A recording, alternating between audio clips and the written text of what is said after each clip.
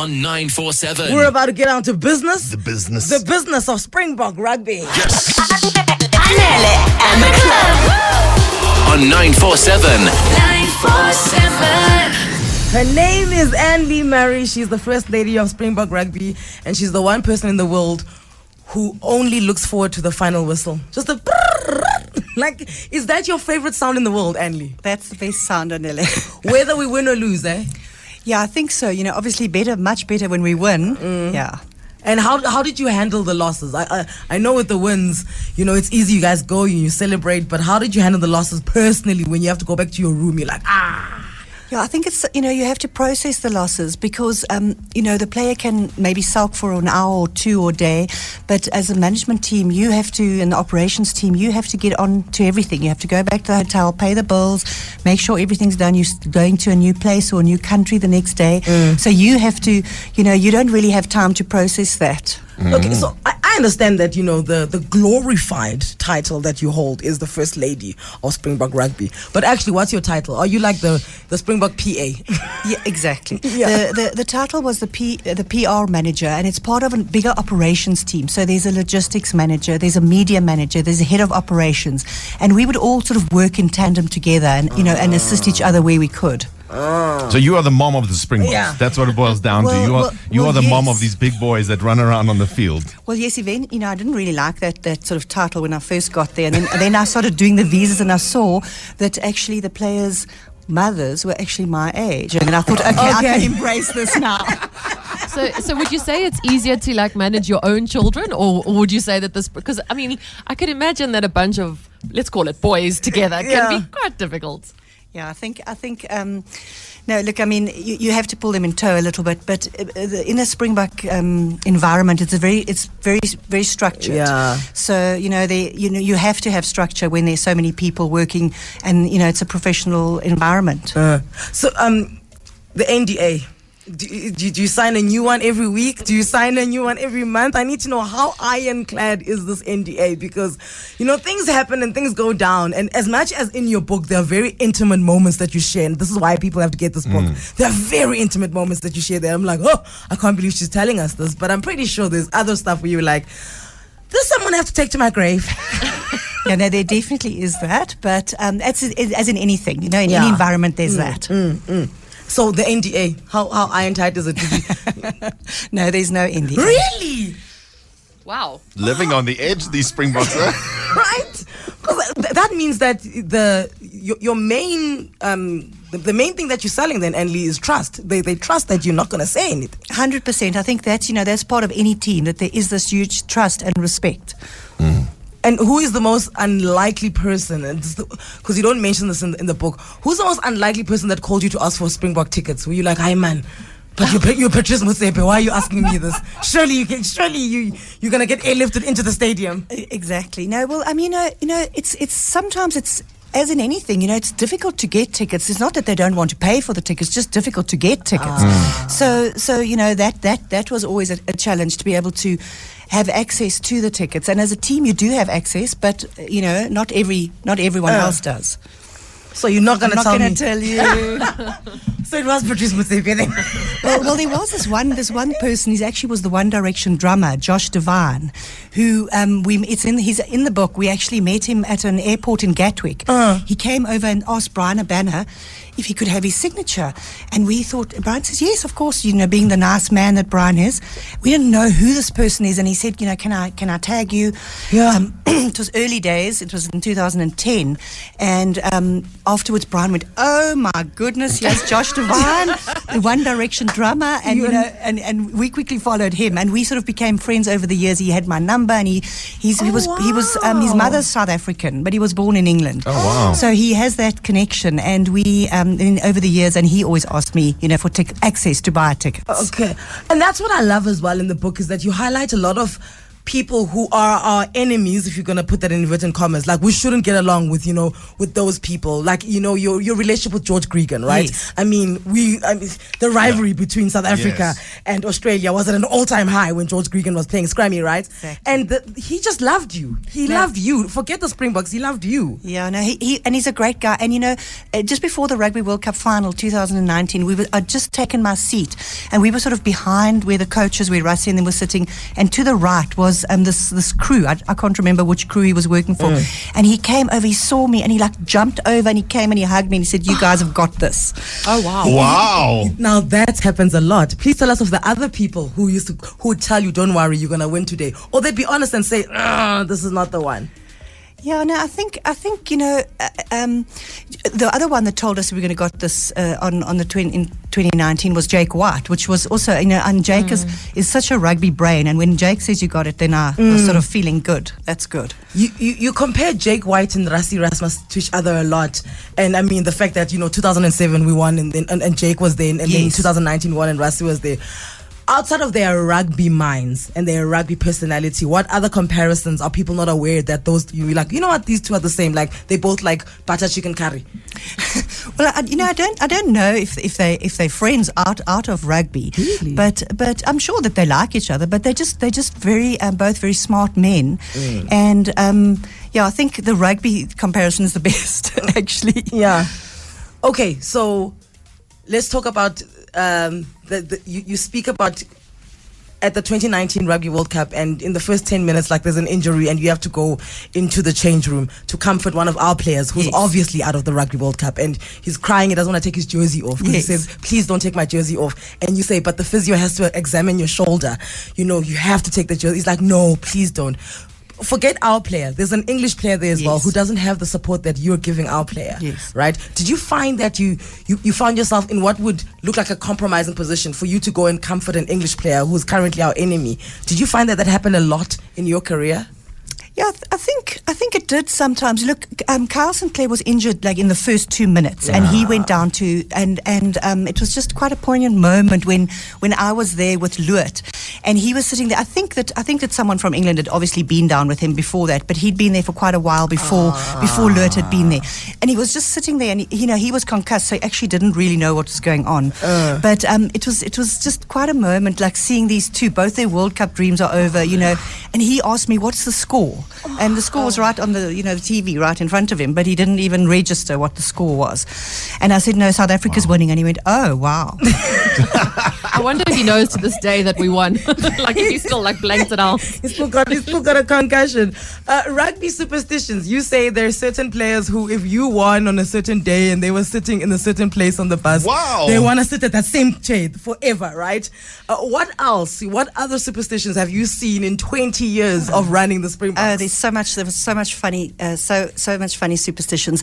The one that actually is so hilarious is that Heineke Meyer was the coach, and we played versus, I think we played in Bloemfontein, I think it was Ireland, his first test match, and I'd put a green Energade in front of obviously a sponsor, a green Energade in front of his, where he was sitting in the coach's box, and Heineke drank this green Energade with great enthusiasm, and from that day on, I had to have a green Energade. Wow. Now, we didn't always have green Energades. There was a special promotion that was promoting green. Yes. So after that, I had green cool drink, green cream soda that I'd flatten and I'd put it in the bottle, and I'd do many things. I was carrying these green Energades around the world. I was going to ask, around the world. And we were in Argentina, and I realized I didn't have any green Energade, and I was trying to find Kool-Aid or anything. Anyway, I knew some people coming over for the match, so I asked them to bring it. I asked two different people, thank goodness, because the one put it in his handbag, and it was confiscated as he went through,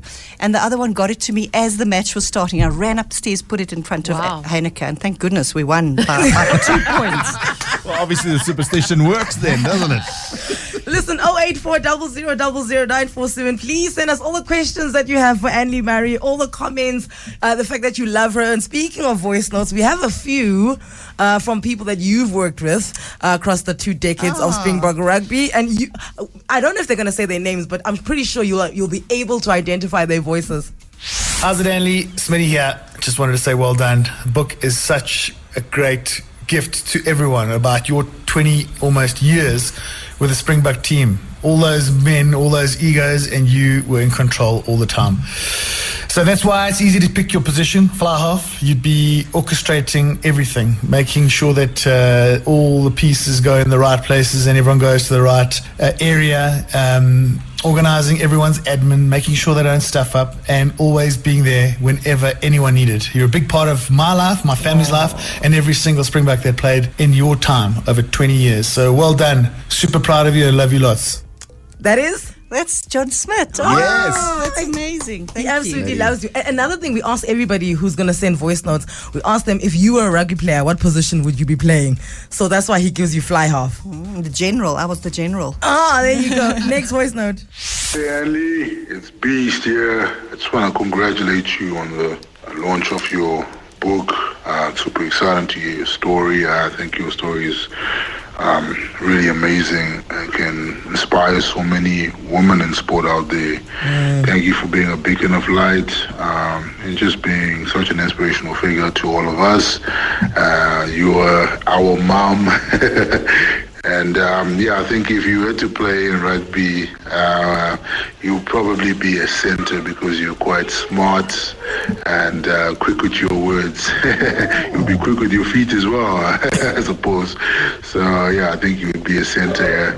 God That's bless. very cool, Beast. I love that. Center. I love his voice, guys.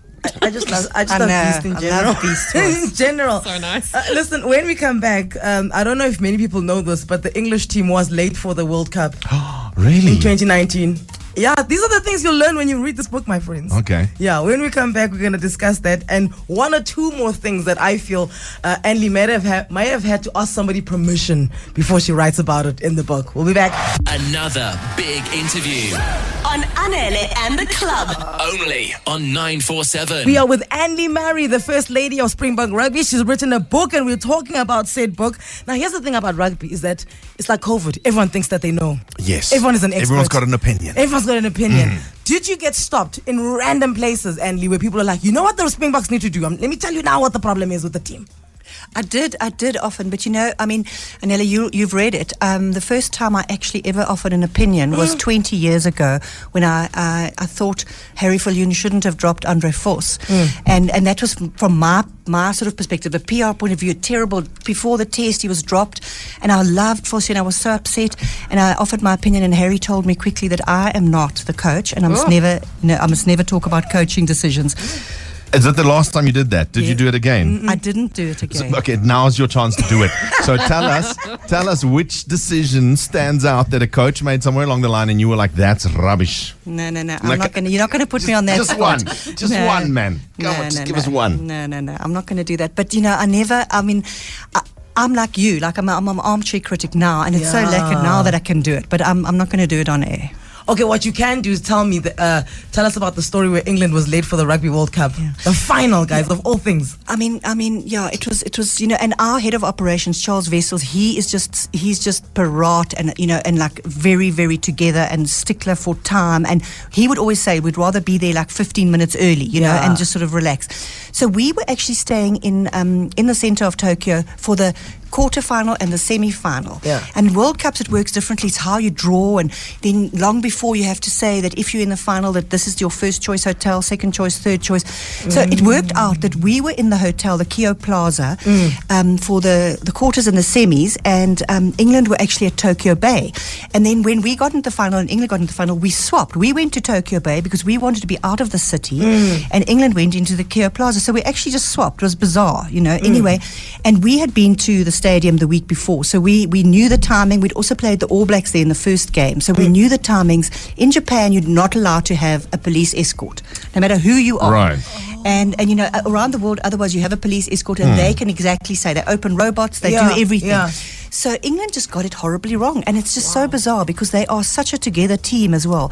They got it horribly wrong, and we could sort of hear on the radio that England aren't here yet, England aren't here yet. It was like 10 minutes to the coin toss, England aren't here, and literally like 2 minutes before the coin toss, England arrived, and Owen Farrell got off the bus and raced down and got to the coin toss. No way. So I think that did rattle them. Yeah. That's crazy. What would happen if they didn't make the coin toss? Look, then you'd have to. I think I'd have to go and read the World Cup rules, but it would have to be that both teams would have to, say that it would be half an hour later. But both teams. But we certainly weren't. We were on time. We weren't going to, change that. Of course. So the rules are the rules. Exactly. Yeah. Any advantage is an advantage. Exactly. So we've got more voice note from you. Hit play, please. Hey Annelee, Brian Urbana here. I hope that you're well. I just want to say a massive congratulations for your book. You know how proud we are of you. I think not only were you the first lady of the Springboks for so many years, you were there for my first test match, you were there for my last, for all the highs, for all the lows. But you were more than just the first lady. You were sometimes the glue that kept that Springbok camp together. And I'm so grateful to have you as a friend and a confidant, and I'm really hoping that this book does incredibly well, because it deserves to. If I was to choose a position that you would play rugby in, it would definitely be a 10 or a fly half. I think from your organizational skills to the manner in which you conduct yourself, the professional approach that you have, but also your incredible work ethic, I think you'd be able to direct any team to success and glory.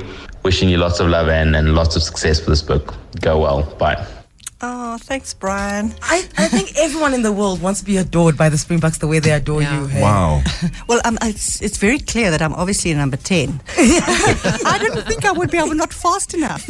No, you are. How many Springbok weddings have you attended? Oh, I've attended many Springbok weddings, and the new one that I'm looking forward to is Malcolm Marx's in December. Yeah, Kirsten. Because literally every captain that wrote, because what's lovely about this book is that she tells her story, and then there's a letter from a captain. Oh, that's very cool. And all of them.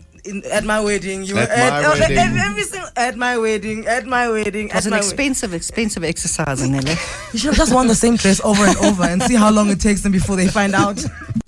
This don't stop is 947. Annelee Murray in studio, the first lady of the Springboks. Basically the mom of the Springboks. Do you know when I realized you were the mom? Because in the book there's a picture of all the bags that you have to tag to make sure that they get to the next destination. Now that, my friend, is organizational skills on another level. Annelee. So many bags. Shame. Well, that actually, I just put that in so that people, the supporters and people can see what you travel with. It wasn't really my responsibility, the whole of that, but it's just to see that's kind of that's part of the operations responsibility. But which player carries the most luggage? Unnecessary. Who doesn't travel light? Well, I can tell you, he's no longer with the team, not because of, I don't think because of that, but Francois Hougaard always he had a lot of luggage. There you go. He had a lot of luggage. Okay. Shame he's going to be cross with me now. We love you, Francois. We cannot wait for you to come join us for an interview. Just don't bring as many bags as you travel with, please. We have no space in here. But let's talk about you and your whiskey. So Annelee's got a little flask that she keeps in her blazer. Oh. And depending on how well the match goes, is how empty that flask will be at the end of the 90 minutes, right? What's your brand of whiskey? Because I need it. Oh, I love all whiskies and living and when Japan in 2019 I just got to know those wonderful Yamazaki, Hibiki, 17-year-old Hibiki. And a lot of every time we went to Scotland my bags got a bit fuller as we left Scotland. But yeah, the flasks, I had 3 flasks sort of over the years, and I'd lose one and then I'd find it and the other one would come back and I'd always have a flask. So yeah, I wasn't good at matches. Unfortunately, that time I was not good at matches. I would sort of disappear into the change room. I'd phone my mom, are we winning? Are we losing? I would sometimes, try and do other things. I'd hear the crowd and I'd run out and I'd see. Why are they making a noise? And that's when the whiskey came out. A quick little sip. It's obviously also because that's your non-working moment. Exactly. Everything around the match, and then for those 80 minutes, then you can you're just doing your thing. Exactly. I want to ask. You've now traveled with the Boks for 20 years. You've seen players come and go, coaches come and go. Yes. Seen the teams across the world. And the Springboks as the Bokke remains such an institution for us. What do you think makes the Bokke special? It's beyond the people. I think it is just every time I would return to South Africa, I would just be amazed. I think, I can't believe this. I think it's just the passion and that it evokes in people. It's just something. And I think, Mr. Mandela backing the Boks for all those years and fighting for the emblem. I think, there just seems to be something special about the Boks. And I can never get over it. It's just there. Because you say that even the All Blacks, because when we look at the All Blacks, we look at them and like, ooh, that's a together team. You know, they've got the yes and they've got everything. Meanwhile, the All Blacks are looking at us and saying they're trying to figure us out. It's like, what's the glue with with these guys? What would you say is the most tense you felt at change room with the Springboks, where you're like, ooh, this is by far, I didn't like this feeling of the Springboks. Yeah, I think that had to be when we played Japan in the 2015 World Cup. Afterwards, it was a terrible change room. You could hear a pin drop. Yeah, I was at that game. Oh, and I was at the game, and you had your flask, and we had our own flask on the bus back to the hotel. And I remember leaving the hotel and the doorman saying, "You're going to lose today," and I was like, "Oh, it's Japan," and then coming back and doing that walk of shame. And in that moment, I felt so sorry for the Boks and the whole team that were there with them that actually had to pick themselves up and continue because it was close. Yeah, it was close at the end there. Yeah, very close when they scored, and JP just couldn't get that guy in. Yeah. And when that happens, do the sports psychologists come out to get them back going? Because thanks to your book, I've learned that the Springbok team is huge. I mean, you guys have a visual skills doctor. Exactly. What? Yes, What is a visual skills doctor? Andy will tell you. It's to sort of your peripheral vision, Oh, right. So you can see the ball over there and over there. The eye doctor. The eye doctor. Dr. Calder. Dr. Cheryl Calder. Wow. And what I liked is that she was a woman. So Yes. the woman in the team kept on growing and growing and growing. So this is my question to you as well, Annelee. You've been in it for 20 years, and you and I have both seen the progression of women in sport over 20 years. How has it changed in terms of being like people accepting direction from you? Because let's not kid, when it comes to sport, sometimes the male ego can get in the way of a little bit of female direction. Yeah, 100%, Cindy. But I think, I just think everything has just changed, and we have a voice now. Women have a voice, and it was great to see the diversity in the team, and from being the first lady to travel with the team, hence the title. Then there were 2, then there was 1, then there were 3, then there were 4, and it's just amazing to see that how women have grown in sport. Speaking of women, there's one who'd like to weigh in on your book. Good morning, Annelee. It's Mutsidisi Mohono here from Supersport. I just want to say a big congratulations to you on your new book, The First Lady of South African Rugby. And you certainly are. Your leadership, your poise, your grace over the decades that you've been working with the national team has just been astounding, and such a great example for the rest of the ladies working in the space to see that you can be dominant, you can be brilliant, diligent, excellent, and not really have to change who you are. And on the few occasions that we have worked together, you have treated me with nothing but kindness, and I appreciate that so much. You are a woman who does exactly what she sets her mind to do, and I am proud to watch it, to see it all unfold. Onwards and upwards, ma'am. If Annelee were a rugby player, I think she'd be a fly half. She's a really great marshal in trying to, keep things together, make sure off the field everything is brilliant, great awareness, great vision. Fly half. Or maybe a water boy like Rassie Erasmus. Yeah. Yeah. Even Annelee shook her head there. She was She just like, said, yeah, and she looked down. Well, I'm very impressed that I'm the fly half, because that's a great position. It is, right? It basically controls the game at Exactly. points. the most famous player. Right? Okay, one more voice note. It's Rachel Colisi. I just wanted to say congratulations on your book. We are incredibly proud of you. I'm so grateful for everything that you did for us as a family. I'm 90% sure there's a couple of tours we would have never made if it wasn't for you. So just thank you so much for everything, and just for being such an incredible person and such an incredible friend. And what position I think that you would play if you were in a rugby team, I think it would be 15, so fullback. Simply because you are so good under pressure, and you always make magic out of a dire situation. So that would be it for me, but lots of love, Al, and just wishing you all the best. Nice. Oh, that's so nice. And all the wives have got the most amazing things to say about you. The wives and the girlfriends, like they say that they wouldn't have made half the games if it wasn't for you. Thanks. No, well, I mean, it's evolved a lot over the years. When I started, the players' wives were sitting in the stands, and it would be quite hard to get the babies and the prams and everything there. So I really fought for getting them a suite and making sure that they had a bus to travel in and all their needs were met. So yeah, we've come a long way together. And this is why all of us wanted to be wives and girlfriends. Oh. I just want to sit in the box, just in the box, in the suite, and then the camera goes and you're wearing sunglasses. As you can see, I've thought this over. When we come back, one last chat with Anele, the First Lady of Springbok Rugby. Another big interview On Anele and the Club. only on 947. Okay, Anele, this now brings us to us having to say goodbye. Yeah, it's been so great to be with you guys. Thank you so much, Anele and the Club. The final whistle is blowing. I'm sad now. But listen, the stories continue. Trust me when I say this book the stories in the book is it's a must incredible. have. It's a must have. Frank and I were on holiday together, and I kept on saying, at breakfast, I'd be like, well, I never made breakfast, let me not lie. At lunch, I'm like, Frankie, you'll never believe. And he says in this book, it's just full of stories where you'll never believe. And it's, like I say, you found yourself in the most intimate moments, that resulted in us either winning big or losing big, but it was always how we came back from, not to be too arrogant when we win and not to be too sad when we lose. And I think that you were the focal point of that for Springbok Rugby. So thank you so much for those 20 years. If you're a Boks supporter and you love the Springboks and you have over the last, how many decades, get this book. You want to read these stories. It's incredible. Thanks very much, guys. And it's available through the Highbury Safika shop at the moment, HM shop, and it will be in retail stores towards the end of September. Oh, that's so far away.